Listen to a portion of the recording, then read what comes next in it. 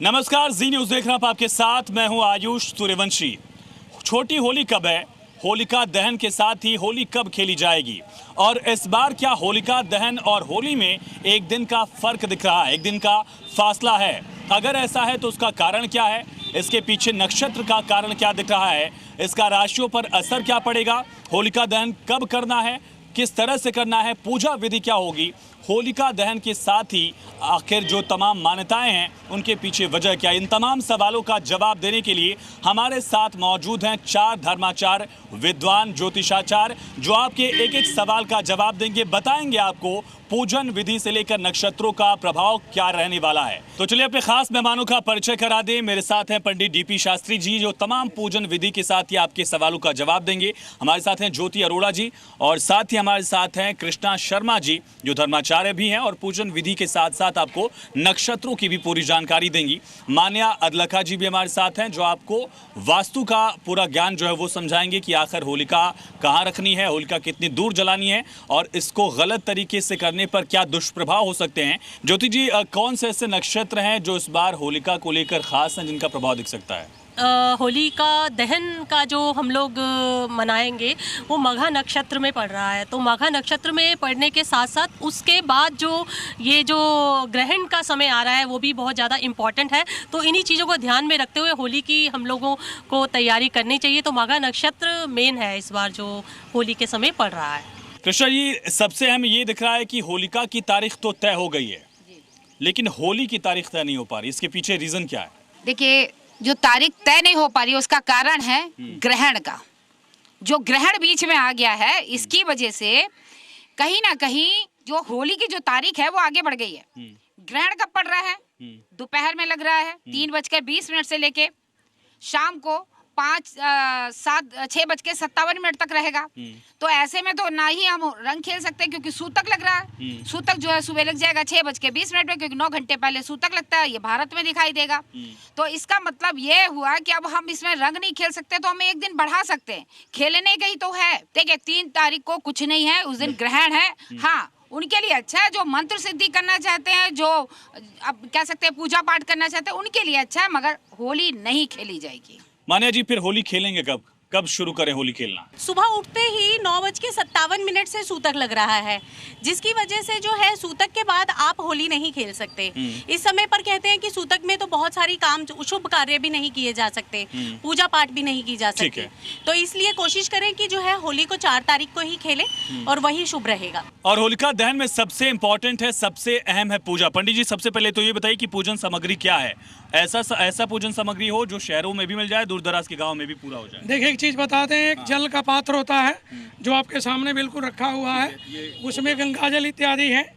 उसके बाद से ये मौली वस्त्र होता है, रोली, चंदन, अक्षत सबके घर में मिल जाता है।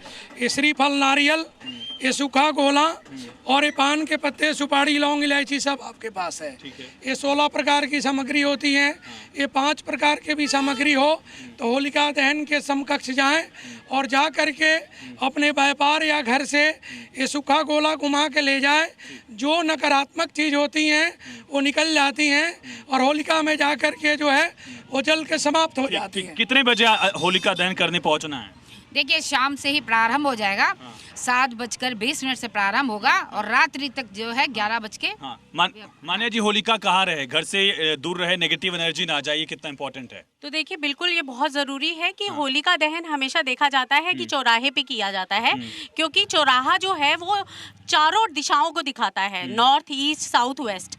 और इन्हीं दिशाओं के हिसाब से जो भी नेगेटिव एनर्जी है, कहते हैं जब सेंट्रल में रख के होलिका दहन किया जाता है तो वो जो भी नेगेटिव एनर्जी निकलती है, यानी जो भी नजदीकी चौराहा हो। हाँ, जैसे हम कहते हैं ना, जब पूजा भी करते हैं तो 10 दिशाओं की तरफ जो है उसको जो है भेजा जाता है। तो उसी तरीके से नेगेटिव एनर्जी को भी एक ही जगह ना भेजकर 10 दिशाओं की तरफ जो है भेजा जाता है। पूजन विधि, आखिर पंडित जी पूजन कैसे करना है, मैं चाहूंगा कि आप लोग भी देखिए और समझिए। ये सबसे पहले मैं जल अर्पित करूँ, अगर आप इजाजत है। हाँ, जल जो है हाँ, हम होलिका को चढ़ाते हैं। ठीक है। ओम गंगे च जमुने चैव गोदावरी सरस्वती नर्मदे सिंधु कावेरी जलेस्मिन् सन्नधिं कुरु। ओम गंगादि नदिभ्यो नमः। पाद्यो पाद्योस्तो अर्घमुखे आचमनीयम। सर्वांगस्नानम जलम समर्पयामि। हाँ, जल जो है बिल्कुल, ये जल जो है सब होलिका के ऊपर ऐसे सब चढ़ा दें, जो सामग्री एक ही बार सब चढ़ता है। उसके बाद ये वस्त्र चढ़ाएंगे आप, वस्त्रौ वस्त्रम समर्पयामि। और इसके साथ में ये तिलक अक्षत चंदन चढ़ाएंगे। ये रोली है लाल रंग का, चढ़ाइए। गन्धद्वाराम दुराधर्षाम नितपुष्टाम करीषणिम। जी, ईश्वरी सर्वभूतानाम तामी हो पयोश्रियम। ये अक्षत दे दे, अक्षत से अक्षय की प्राप्ति होती है। अक्षत डालेंगे, अक्षत डाल लें। क्या मंत्र क्या कहना है? उस पे चढ़ा देंगे। पुरुखे वेदगं सर्वम वेदभूतम जच भाव्यम उतामृत शेषान यदन्नेनाति। पूरा पश्चिम करके चढ़ता है, आप पूर्व की तरफ देखते रहेंगे। उसके बाद से हम इसमें श्रीफल देंगे, ये नारियल चढ़ाएंगे। आप लोग भी आइए प्लीज। हाँ, भगवान वरुण को प्रणाम करके आप तीनों लोग कृष्णा जी नारियल चढ़ाएं। हाँ, भगवान वरुण को ध्यान करें अक्षत के साथ में। और साथ में धूप दीप भी भगवती को दिखाया जाता है। होलिका जो है आसुरी शक्ति की प्रतीक थी, उसको वरदान था। भगवान होलिका को श्रीफल चढ़ाएंगे कृष्णा जी। ये श्रीफल से श्री की प्राप्ति होती है, लक्ष्मी की प्राप्ति होती है। और दीपक रख दीजिए, दीपक दिखाया जाता है। धूपम गृह्णामि दीपम दर्शयामि, रख देंगे दिखा के। चंद्रमा मनसो जाता। अब हम होलिका को दीपक दिखाएंगे।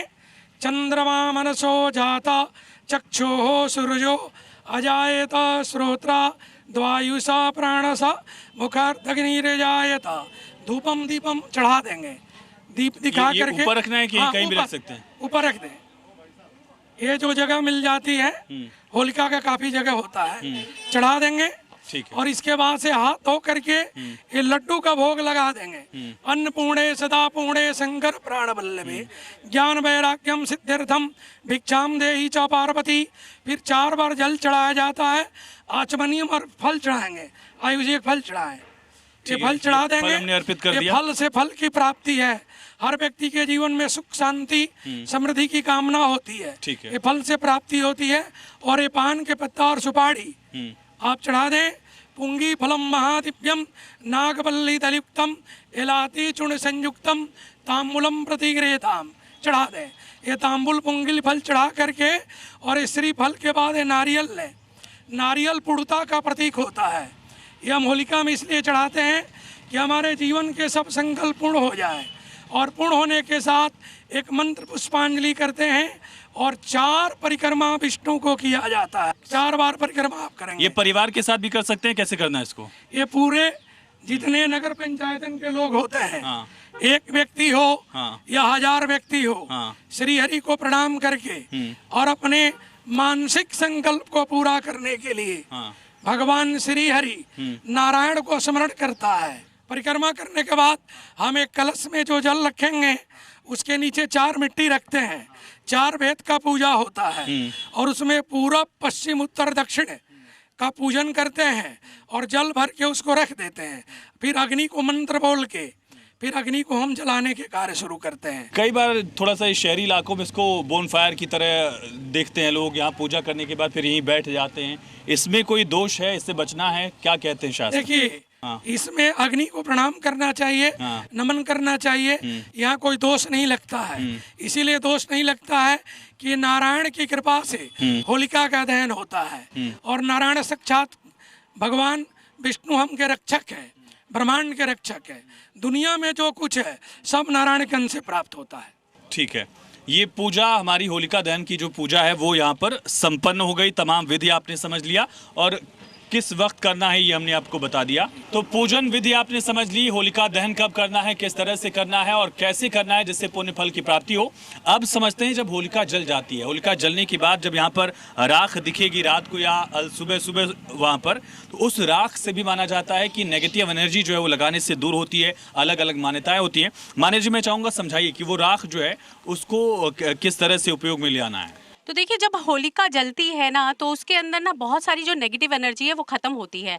और कहते हैं जब होलिका जलती है तो नेगेटिव एनर्जी के साथ साथ हमारे अंदर के जो पाप होते हैं ना वो भी ख़त्म हो जाते हैं। इसीलिए उसकी राख का बहुत ही महत्व है। तो जो राख होती है ना, जब होलिका जलने के बाद जो राख बचती है, आप उसे अपने माथे पे भी लगा सकते हैं, क्योंकि उसके अंदर एक पॉजिटिव एनर्जी बचती है जो कि बहुत ही अच्छा जो है, कहते हैं कि बहुत ही पॉजिटिव जो है रिस्पॉन्स आपको दे सकती है। इसके अलावा अगर आप अपने घर पर भी इसको लेकर जाएं, अपने घर के द्वार पर इसको छिड़के या फिर कोने में भी छिड़के, तो ये भी बहुत ही अच्छा रिजल्ट देता है। एक काम और कर सकते हैं, जो राख होती है उसको आप जो है लाल रंग के कपड़े में बांधकर इसे आप अपनी तिजोरी में रखेंगे तो भी जो है धन की प्राप्ति होती है। तो देखिए, एक छोटी सी राख जो कि नेगेटिव एनर्जी से निकली और पॉजिटिव एनर्जी में चेंज हुई, और कैसे उसने जो है धन भी लाया, घर में खुशियां भी लाया, कले कलेश को भी दूर किया। तो राख जो है वो बहुत ही इंपॉर्टेंट मानी जाती है। कृष्णा, इसमें कुछ बताइए, राख को कैसे रखना है, कहाँ रखना है, किस तरह से रखना है? सबसे पहले ये देखना जरूरी होता है कि आप जो होलिका की राख लाए हैं वो कहाँ से लाए हैं। आप देखते हैं हर जगह जो होलिका रखी है, कई लोग अपने घर के कबाड़ फेंक देते हैं, कई लोग टोटके करके फेंकते हैं। आप उस राख को अपने घर में लाएंगे, ये गलती तो नहीं करनी है? बहुत बड़ी गलती होती है। आप ये देखिए, जहाँ पे पूजा विधि विधान से जिस तरीके से यहाँ पर हो रहा है, आप देखिए इस तरीके की अगर होलिका कहीं जल रही है तब आप वहाँ की राख लेके आइए। वहाँ से जलते हुए हम जो है अग्नि लेके आते हैं, अपने घर के बाद थोड़ा सा जलाते हैं, क्योंकि उस जो अग्नि की जो रोशनी होती है, जो तपिश होती है, वो नकारात्मक शक्तियों को आपके घर में नहीं आने देती। घर में कहाँ रखना है ज्योति जी?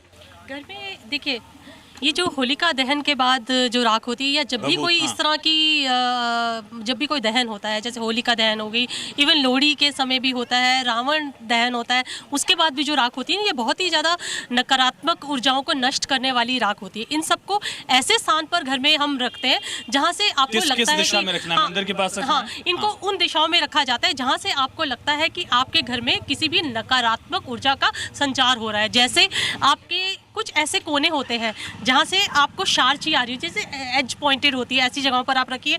या फिर आपके कुछ स्टोर होते हैं जो काफ़ी बंद रहते हैं, उसके कॉर्नर्स में आप रख सकते हैं। आप अपने घर के मेन डोर के जो दरवाजे होते हैं ना, उनके कॉर्नर्स में भी हल्का सा उसका छिड़काव कर सकते हैं। अब सबसे अहम तारीख है 3 तारीख, और ऐसा मेरी जिंदगी में पहली बार हो रहा है जब होलिका दहन और होली में एक दिन का पूरा गैप है, एक दिन का फासला दिख रहा है। इसके पीछे वजह सूतकाल है, इसके पीछे वजह है चंद्र ग्रहण। पंडित जी, चंद्र ग्रहण क्यों लग रहा है, किस वजह से लग रहा है, ये तो आप बता ही रहे हैं, लेकिन उस दिन पूजा क्यों नहीं होनी है, ये बताइए। देखिए, चंद्र ग्रहण पूर्वा फाल्गुनी नक्षत्र में लगेगा, और सबसे बड़ी चीज है कि ये ग्रहण लगता ही है। ये क्यों लगता है? तो ज्योतिष और खगोलीय घटना के साथ ज्योतिष की भी गणना है। ये मानसिक जो मन का कारक चंद्रमा है, उसके ऊपर ग्रहण का काल लगेगा। ये 3:20 पे लगेगा, 6:48 पे इसका मोक्ष काल हो जाएगा। ये सिंह राशि में लग रहा है। सिंह राशि, कुंभ राशि, मीन राशि, कर्क राशि और कन्या राशि, ये 5 राशियां इस ग्रहण में सबसे ज्यादा पीड़ित रहेगी। कितने बजे से होली खेल सकते हैं, किस दिन? देखिए, होली वैसे तो जो रंगों वाली होली है वो आप जो है 3 तारीख को शाम से वैसे तो समय शुरू हो जाएगा, लेकिन शाम को जैसा कि मान्या जी ने बताया कि होली खेलने का मज़ा तो दिन से ही आता है ना। जब आप सुबह सुबह होली खेलना शुरू करते हैं, तो 4 तारीख को सुबह उठते ही आप होली खेलना शुरू कीजिए और मज़े से पूरा दिन 4 तारीख को होली खेलिए। 3 को खेलें या 4 को खेलें? 4 को। हम तो 4 के पक्ष में हैं। 4 की सुबह से आप लग जाइए, खेलिए। कितने बजे से? शाम तक खेलिए। जिनको कितने बजे से खेल सकते हैं? आप सूर्योदय से खेल सकते हैं और शाम तक खेल सकते हैं। मैंने ये बोला, कई लोग तो ऐसा होता है भाई अब उनका शाम तक चलता है, 6 बजे तक चलता है, मगर यह है सूर्योदय से आप लग जाइए, खेलिए। 3 बजे की जो भड़ास है आप निकालिए 4 बजे को। तो होली पर थी जी न्यूज़ की खास पेशकश। होली कैसे खेलनी है, कब खेलनी है और क्या गलतियां नहीं करनी है पूजन के दौरान, ये सारी चीज़ें एक एक पहलू को आपने हमारे साथ समझा। सनातन धर्म ग्रंथों के मुताबिक किस परंपरा का पालन करना है, ये भी आपने समझा।